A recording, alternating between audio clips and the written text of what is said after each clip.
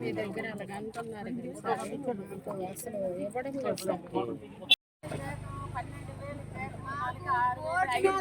ఉన్నది మాకు ఒకలాగా ఇస్తాను 5,500 ఇస్తాను మాకు జీతం చాలదు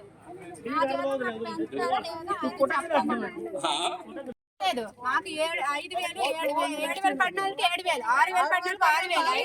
6,000 ఏ డ్యూటీ చెప్తే ఆ డ్యూటీ మాకు రాని డ్యూటీ అంటూ లేదు ఏ డ్యూటీ చెప్తే ఆ డ్యూటీ చేస్తాం దానికి తగ్గట్టు మా జీతం పడట్లేదు మాకు అది కావాలా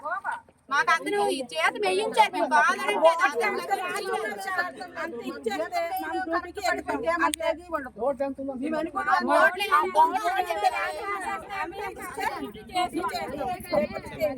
డ్యూటీ చెప్తే నైట్ చెప్తే నైట్ డే చెప్తే డే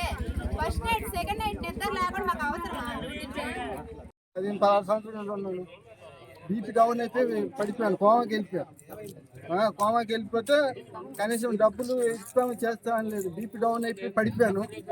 పడిపోతే కనీసం తీసుకుని లేదు మా పిల్లలు గ్రౌండ్లో ఉంటారు పిల్లల కోసం చెప్పేవాళ్ళు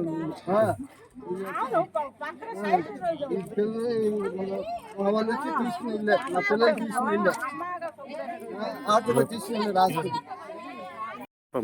ఏంటి సార్ ఇది అసలు